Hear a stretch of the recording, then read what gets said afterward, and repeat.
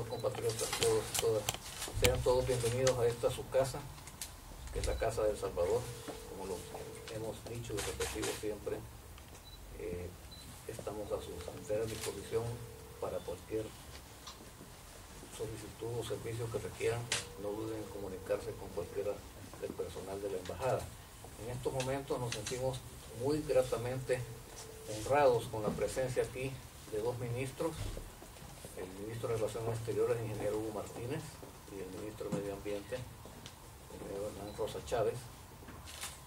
Y es una gran oportunidad que tenemos acá en Estocolmo, en Suecia, para poder nosotros tener un intercambio con ambos ministros y que nos puedan ellos contar de primera mano la situación en El Salvador y los diferentes aspectos que competen a la vida nacional. Embajador, ministro, consejero, pero un saludo muy efusivo y muy cariñoso para todos y cada uno de ustedes, que sé que igual que muchos de nosotros, sobre todo sus familiares allá en El Salvador, les extrañamos a ustedes, también ustedes extrañan nuestra tierra y nuestra gente de El Salvador. Decidimos, como decía Hernán Rosa Chávez, empezar por este punto, que es un punto que marca un antes y un después en la situación del país, y que precisamente por esa razón estamos no solo desarrollando una ofensiva diplomática, sino reorientando muchas de las actividades que teníamos a nivel internacional en función de sensibilizar a la comunidad internacional y de buscar la cooperación, pues no solamente para la emergencia, que la hemos sabido afrontar de una manera bastante apropiada, sino para la reconstrucción, pero una reconstrucción sobre la base de nuevos paradigmas. De nada nos sirve ir a reconstruir al mismo lugar donde hubo el derrumbe, o de nada nos sirve, como le decía el presidente Funes, un agricultor del Bajo Lempa, conseguir el crédito para la próxima cosecha si no se hacen las bordas para proteger las zonas de la cosecha, o si no se hacen las labores de mitigación para proteger las nuevas construcciones en el país. Y es que, como saben, El Salvador, incluso por estudios de Naciones Unidas, ha sido señalado como uno de los países más vulnerables del mundo, y por lo tanto debemos tomarnos esta situación con la mayor seriedad y con la mayor previsión posible. Por eso es que estamos haciendo este énfasis, aunque ya veníamos trabajando desde la presidencia pro tempore del SICA en el tema de la gestión integral del riesgo y cambio climático, porque desgraciadamente esta situación no va para mejor, sino para peor. Como ya lo citaba el ministro Rosa Chávez, los fenómenos son cada vez más recurrentes.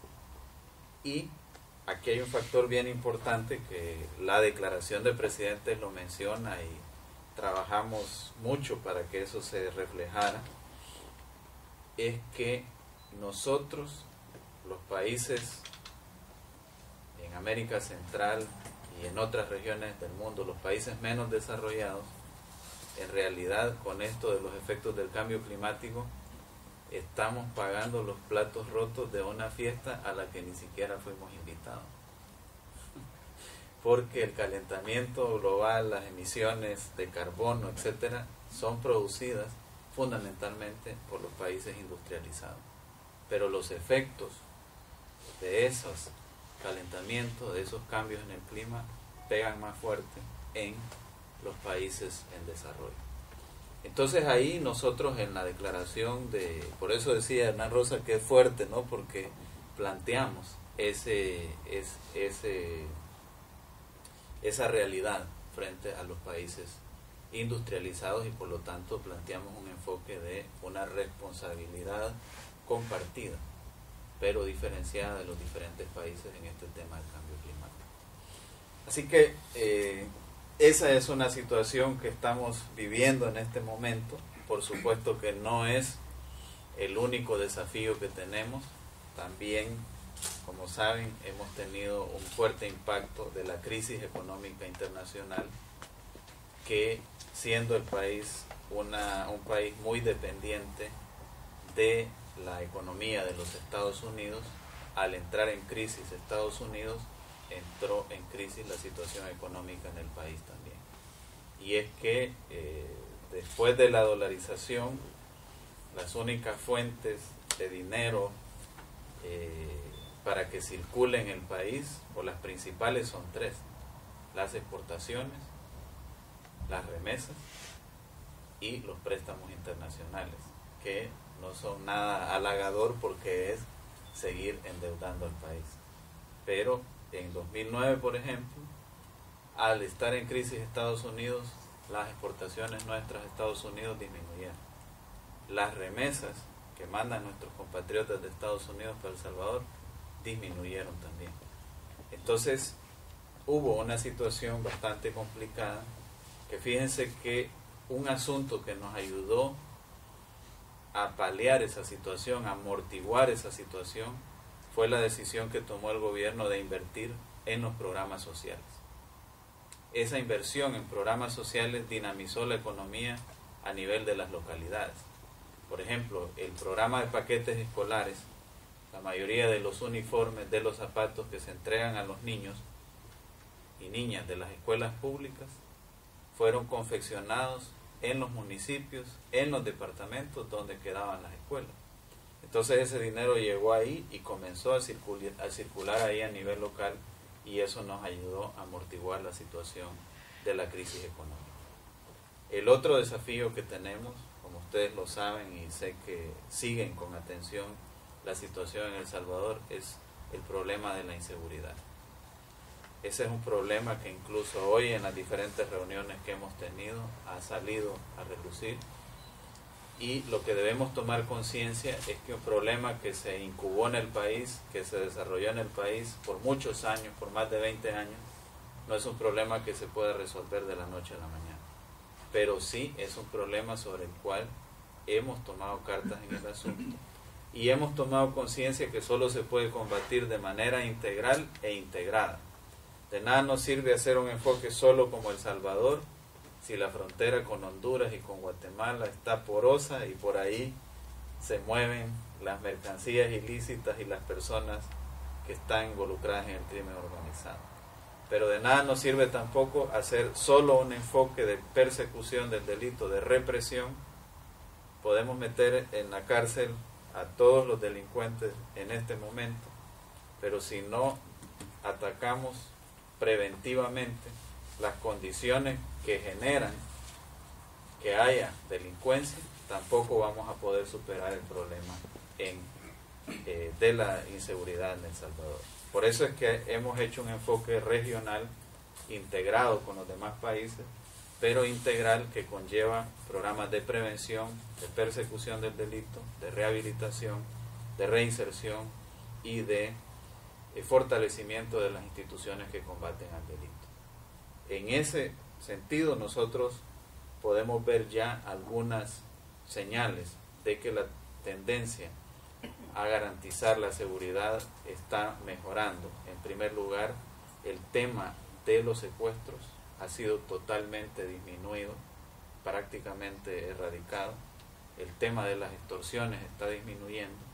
Tuvimos una tendencia a la baja en los homicidios, pero también tenemos la situación del enfrentamiento entre diferentes grupos, ya sea grupos del crimen organizado, ya sea pandillas, que nos llevan a veces a picos de la situación de los homicidios en el país. Ese es un tema que a mí pues me gusta más enfocarlo también desde la parte humana y no solo desde las cifras, porque cualquier persona que muera en el país en esas circunstancias pues es un ser humano, y hay siempre familias que lamentan ese fallecimiento, y en general pues lo lamentamos todos. Entonces estamos trabajando en esa dirección, pero también tenemos una serie de dificultades, una serie de obstáculos que a veces nos limitan la capacidad de acción del gobierno. Por ejemplo, tanto para los programas sociales como para los programas de seguridad se requiere financiamiento. Ese financiamiento, para hacer una lucha extraordinaria contra el crimen organizado, se requiere un financiamiento extraordinario. Y siempre los que hemos pagado el financiamiento de los programas sociales en El Salvador somos los trabajadores y trabajadoras, ya sea estemos en el Estado, estemos en la empresa privada, pero que para nosotros son inquitables dos cosas: el impuesto a la renta y el impuesto al valor agregado que pagamos con cualquier cosa que compramos. Sin embargo, a veces uno se encuentra con algunos sectores que tradicionalmente no han pagado impuestos y que no quieren seguir pagando impuestos. Y que es bien difícil para nosotros explicarle a nuestros amigos a nivel internacional, por ejemplo Suecia, que debe tener una carga impositiva arriba del 30%, ustedes me dirán si es así o no, explicarles que en El Salvador tenemos una carga impositiva del 14% y que no sube, no porque la clase media no pague, no porque los trabajadores y trabajadoras no paguen, sino porque hay un segmento de la población que estaba acostumbrado a hacer uso privilegiado del Estado y que no quiere ser solidario pagando esos impuestos.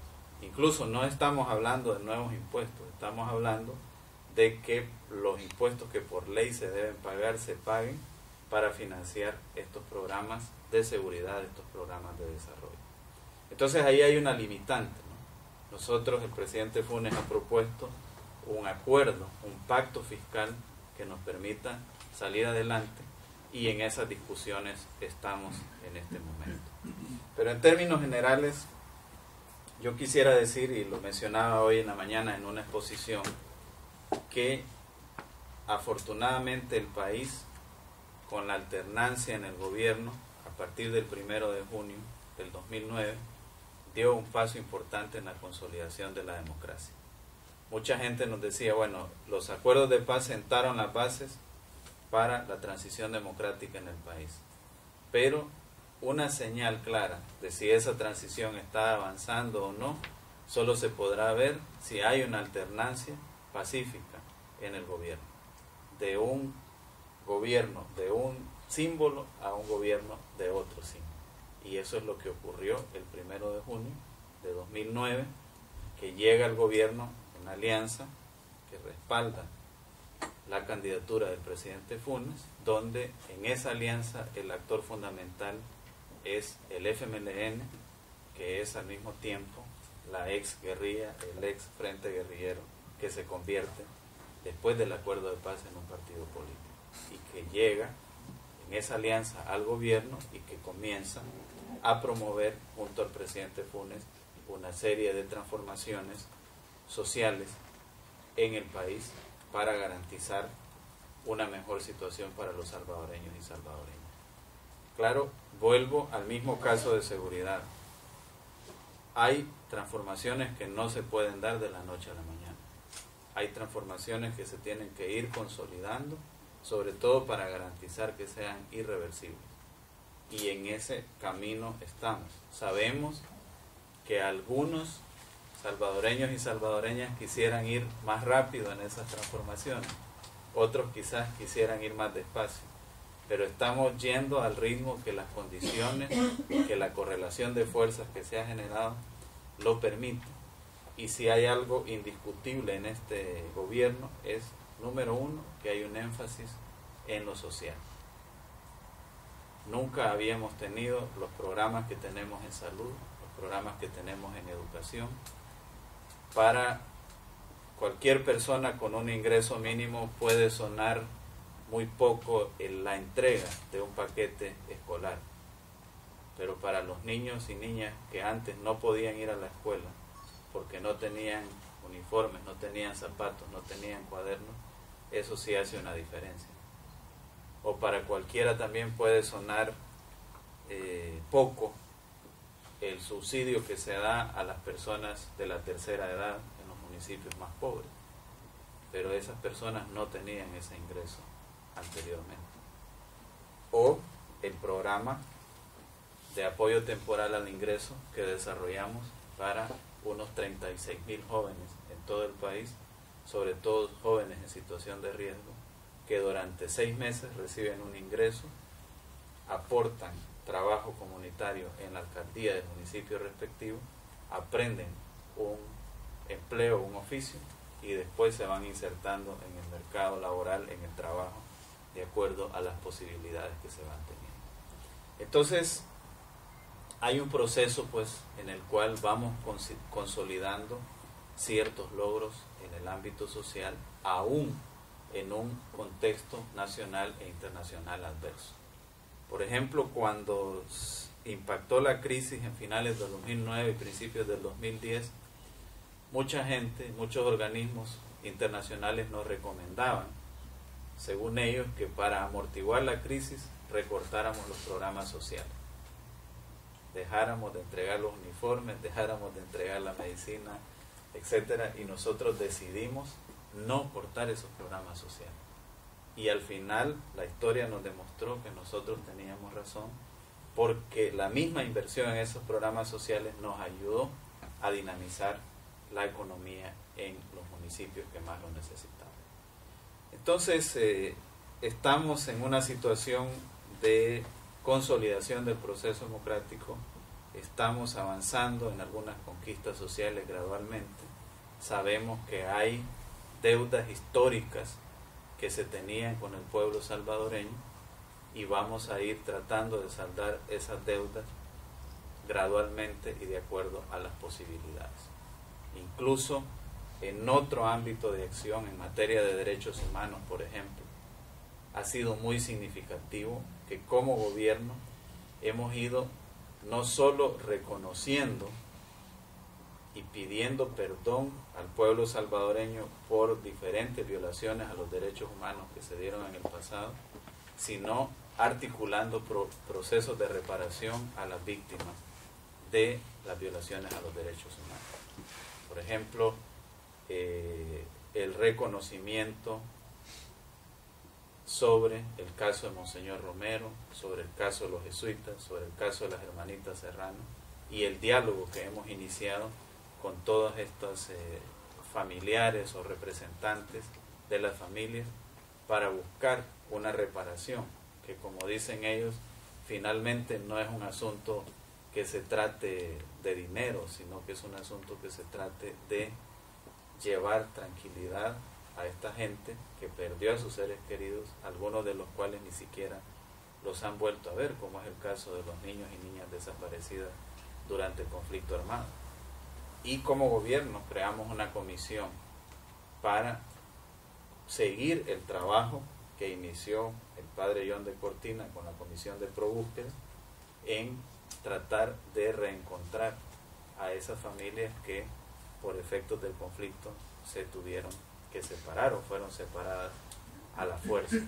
Y esa es un énfasis que como gobierno hemos estado llevando y estamos teniendo también resultados en esa materia, sobre todo para llevar tranquilidad, para reconciliar algunas familias que fueron directamente afectadas por la represión, por el conflicto armado, etcétera. Y como les decía, por ejemplo, esta comisión se creó por una resolución de la Corte Interamericana de Derechos Humanos, pero anteriormente nunca se había querido reconocer el fenómeno de la desaparición forzada como algo que efectivamente había ocurrido en el país. Recuerdo que cuando yo estaba en la Asamblea Legislativa se llevó la iniciativa para crear esta comisión por decreto legislativo y algunos representantes de algunos partidos se opusieron y decían que en todo caso no debía llamarse una comisión de niños y niñas desaparecidas durante el conflicto armado, sino que debía llamarse de niños y niñas extraviados durante el conflicto armado, como que si fue que se fueron a la tienda y se perdieron por ahí. Entonces ha sido también una tarea difícil de ir avanzando y de ir generando conciencia en esta parte que normalmente no es una parte que la población en general sienta en el día a día, pero que sí es algo que las víctimas, los familiares de las víctimas sienten y es un peso que tienen siempre ahí. Entonces yo les quería compartir a grosso modo estos aspectos. Yo sé que ustedes tienen muchas inquietudes, tienen muchos comentarios, muchas sugerencias, muchos señalamientos también, porque como humanos que somos, también estamos expuestos a cometer errores. Aunque el presidente Funes en la toma de posesión nos dijo que teníamos que hacer el esfuerzo de no cometer errores, estamos haciendo lo mejor que podemos nuestro trabajo. Sin embargo, siempre estamos abiertos a cualquier señalamiento, a cualquier comentario que se pueda tener.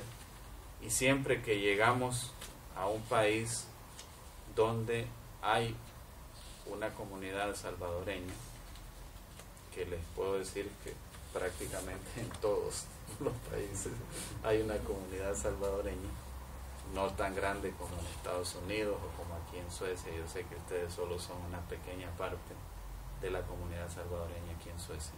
Siempre buscamos este espacio de intercambio para conocer de primera mano, no solo para trasladarles nosotros, sino también para conocer sus opiniones, sus comentarios y sugerencias.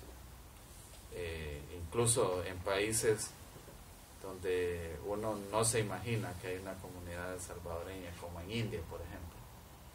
Cuando fuimos a visitar la India en misión oficial, ahora está allá el embajador Rubén Zamora, es nuestro embajador en India, y le preguntamos si había una comunidad y si se podía organizar una reunión con la comunidad salvadoreña en India. Y créanme que había una cantidad similar a este grupo que está ahora con nosotros.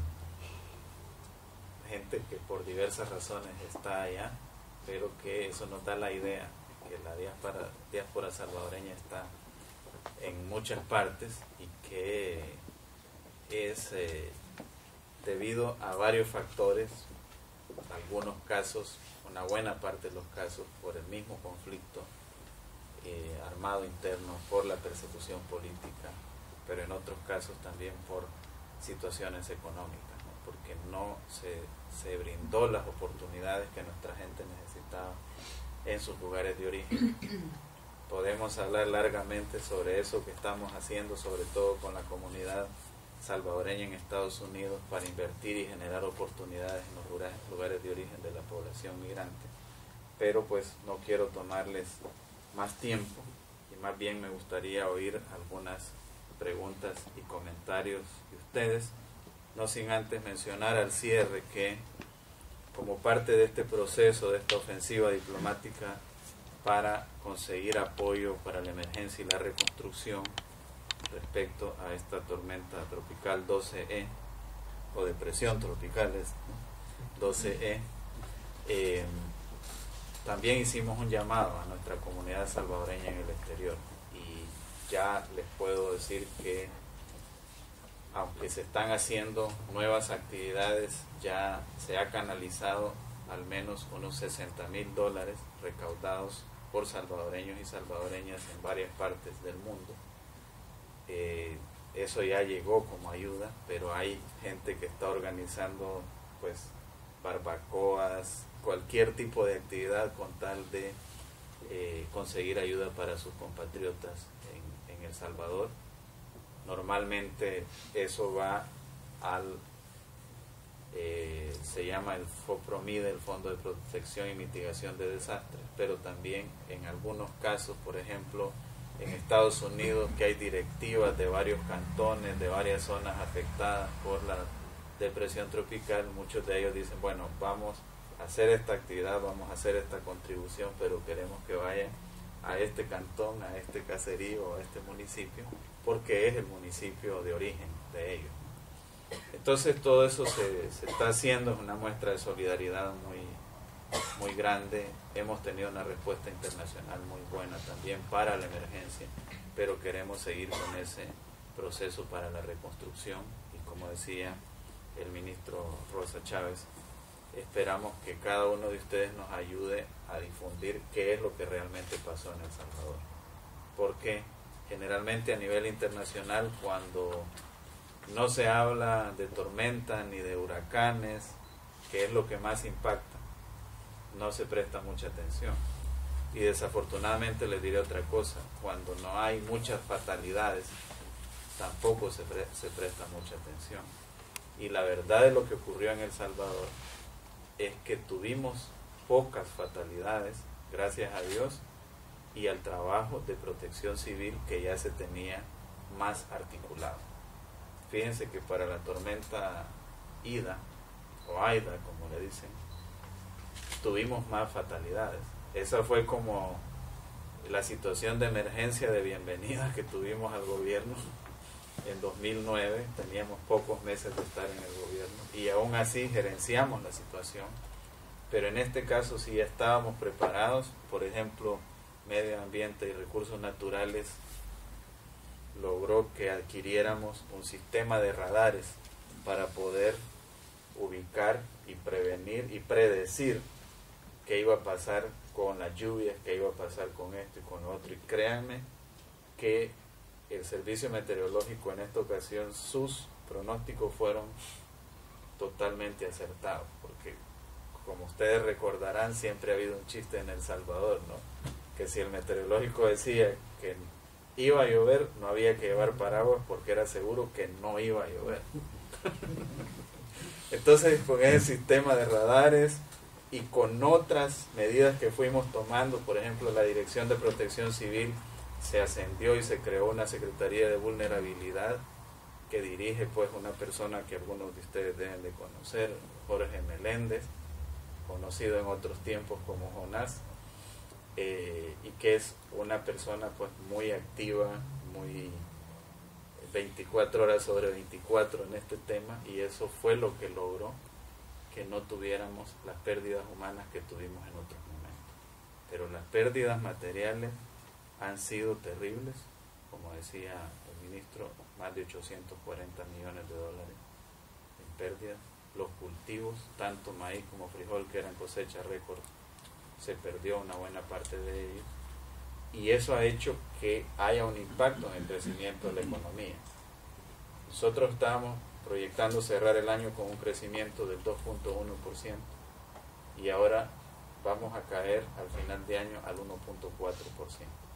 porque todo el crecimiento que teníamos en agricultura, todo el crecimiento que teníamos en algunas áreas del comercio fue afectado por esta depresión tropical. Así que es importante que ustedes nos ayuden a difundir esta situación, igual pues que las otras situaciones que vivimos en el país, y por eso queríamos tener este intercambio con ustedes. Les agradezco mucho su tiempo, su atención. Estamos disponibles para cualquier pregunta y comentario, y después, si no lo quieren hacer aquí con todo el auditorio, podemos tener algunos intercambios más bilaterales para que podamos profundizar en alguno de los temas. Muchísimas gracias nuevamente, y es un gran orgullo y un gran honor para mí estar compartiendo con ustedes esta noche. La ofensiva que está desarrollando en estos momentos es momentánea o es una ofensiva más a largo plazo, que articula todo el servicio del exterior y que además involucra a todas las fuerzas de salvadoreños por el mundo, porque hay gente que quiere ser parte también de la reconstrucción y parte de la construcción de El Salvador. Son 1.800 millones que tienen que recolectarse. Esta es una ofensiva que la pensamos sostener a largo plazo, porque los procesos de reconstrucción que pensamos llevar no son procesos de dar unas láminas y unos cuartones, sino que son procesos que conlleven el estudio del terreno y no reconstruir sobre lugares que nuevamente pueden ser arrasados. También son procesos que nos van a llevar a hacer obras de carácter preventivo.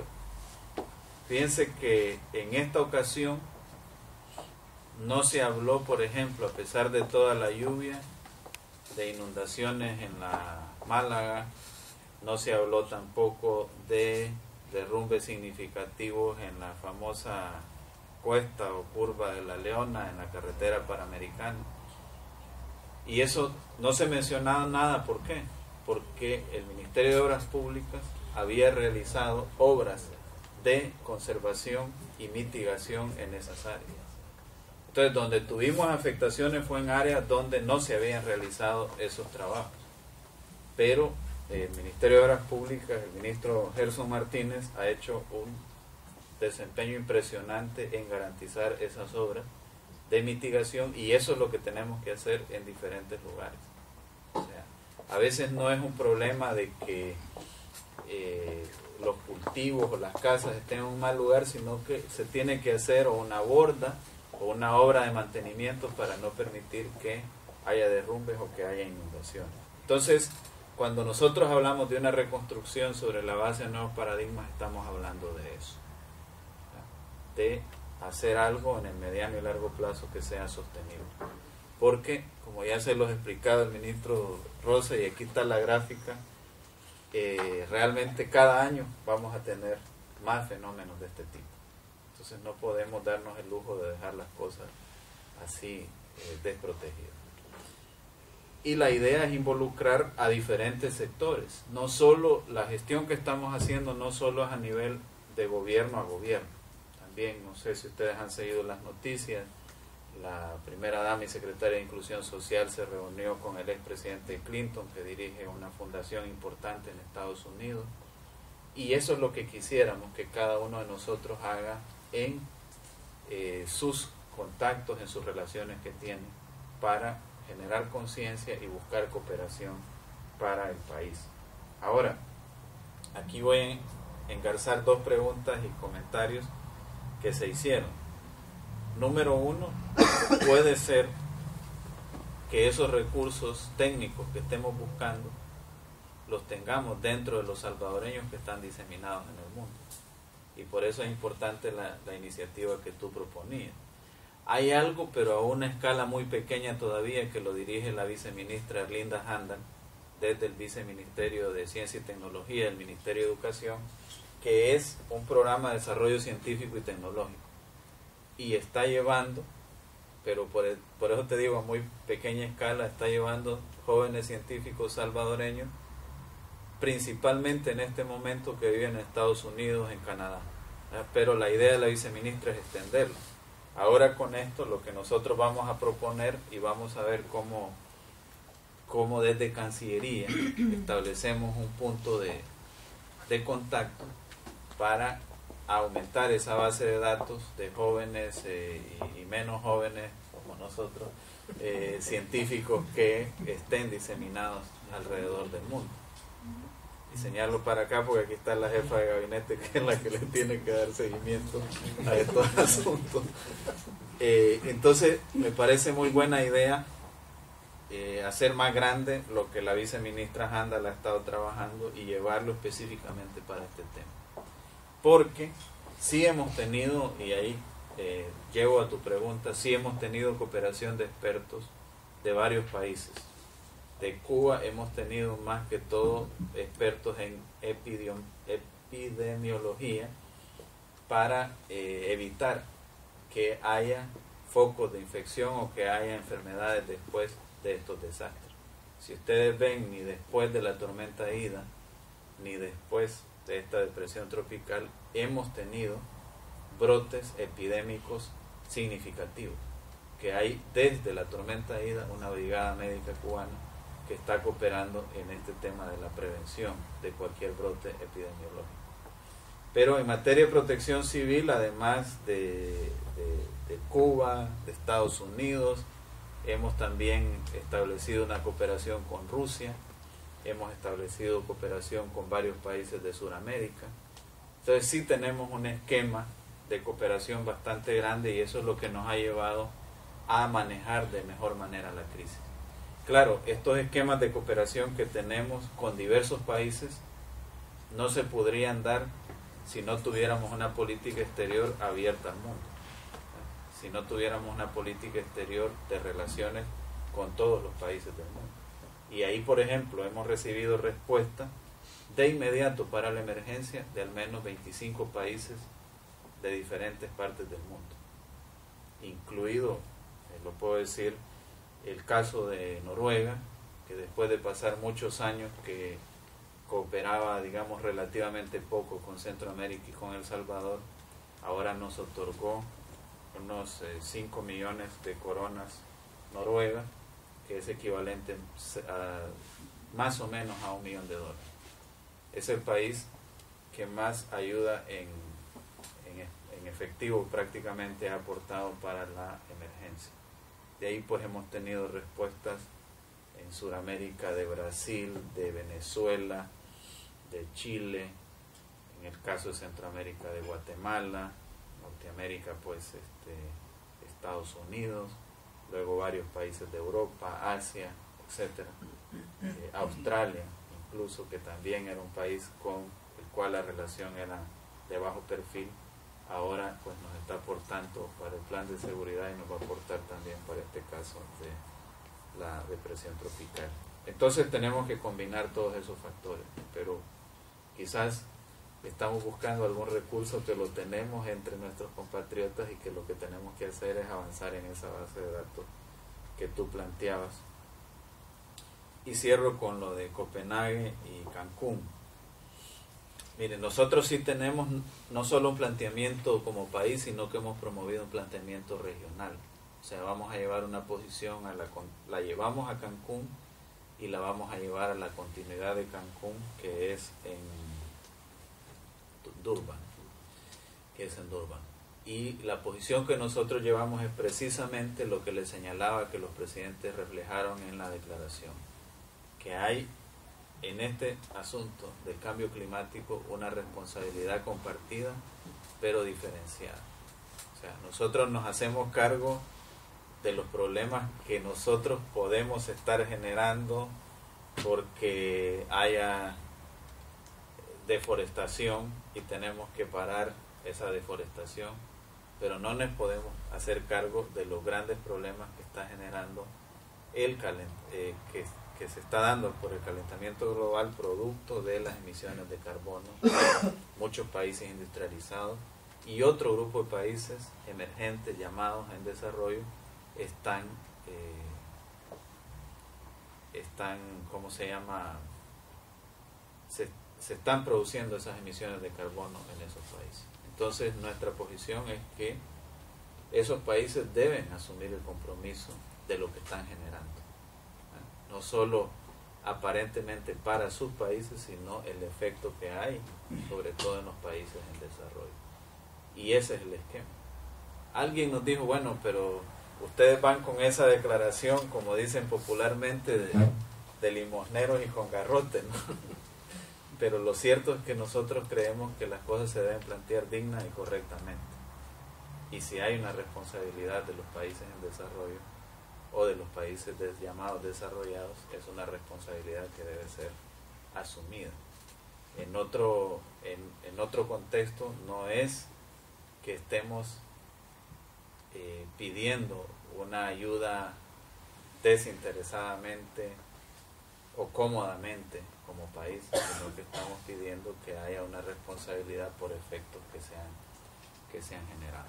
Entonces, el presidente Funes hizo un compromiso público y nos instruyó a la Secretaría de Asuntos Estratégicos, a la Cancillería, para que en conjunto con el Tribunal Supremo Electoral y la Asamblea trabajemos para garantizar el voto de los salvadoreños en el exterior en el 2014.